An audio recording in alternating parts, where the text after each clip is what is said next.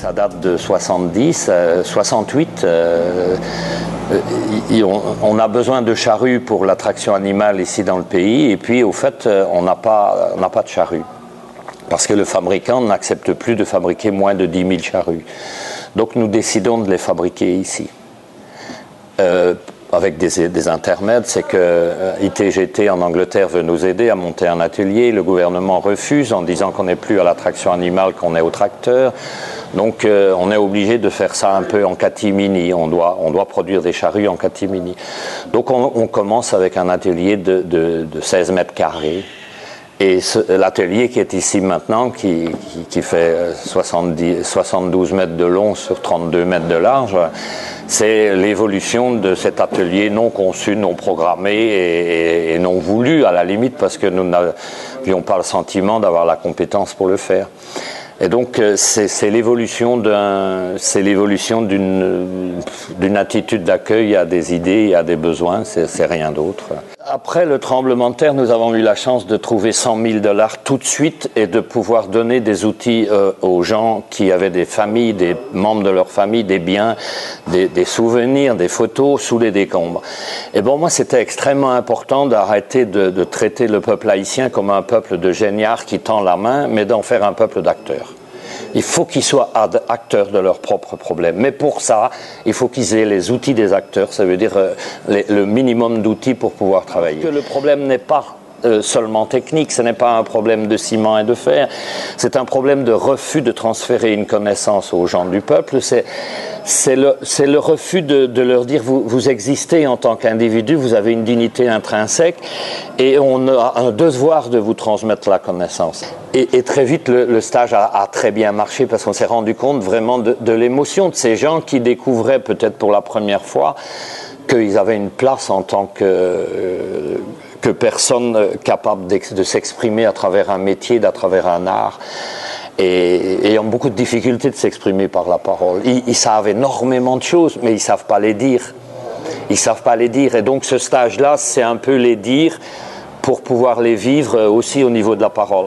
Et on a quelques petits trucs assez saisissants comme ça, des gars qui nous disent « Moi, je ne peux pas garder ça pour moi maintenant, il faut que j'ouvre un petit cours aussi, il faut que je partage avec les autres. » Et c'est pas vénal comme démarche, c'est vraiment la démarche de quelqu'un qui a eu trop soif et qui a envie de boire et de partager sa boisson. Et bon, le travail que l'on essaye de faire ici, c'est remettre l'homme au milieu du village.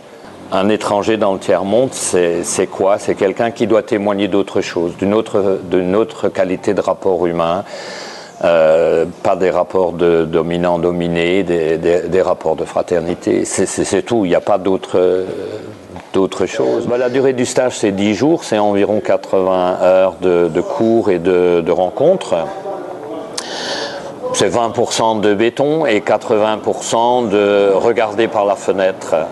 Regarder la situation du pays, essayer de comprendre pourquoi on en est là, quel est notre rôle, quel rôle on devrait jouer, quel est le rôle des poids et mesures dans notre problème, quel est le rôle de notre culture technologique, de notre appréciation du monde.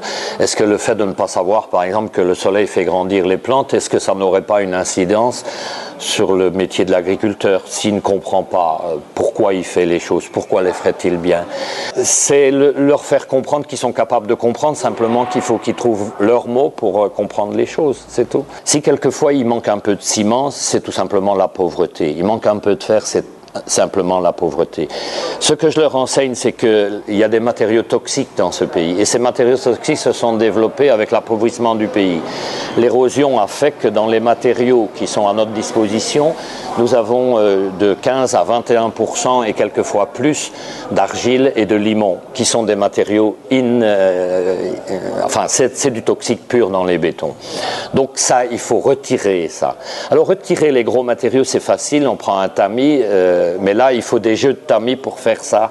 Et ça, c'est extrêmement important, c'est capital. Bon, l'autre point, c'est de dire, dans les armatures en parasismique, il faut que tout soit lié, qu'il y ait des contreventements partout. Autrement dit, qu'on triangule tout d'une façon ou d'une autre pour que tout soit rigide et qu'une petite maison balance également avec un tremblement de terre ou un cyclone, mais qu'elle ne se casse pas. qu'elle protège au moins la vie des gens qui sont dans cette maison. L'autre chose extrêmement importante, c'est la cure des bétons. Ça veut dire les protéger de toutes les façons possibles et imaginables de la dessiccation pendant au moins 4 jours complets. Et 4 jours de 24 heures, parce que certains gars me disent « Ah oui, mais après une journée, on a eu une journée et une nuit, ça fait 2 jours. » Mais non, une journée, c'est 24 heures. C'est des choses comme ça, toutes simples, mais des choses qui vont faire la différence. Il y a énormément de demandes en formation.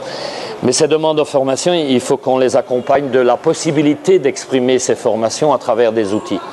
Sinon, c'est inutile.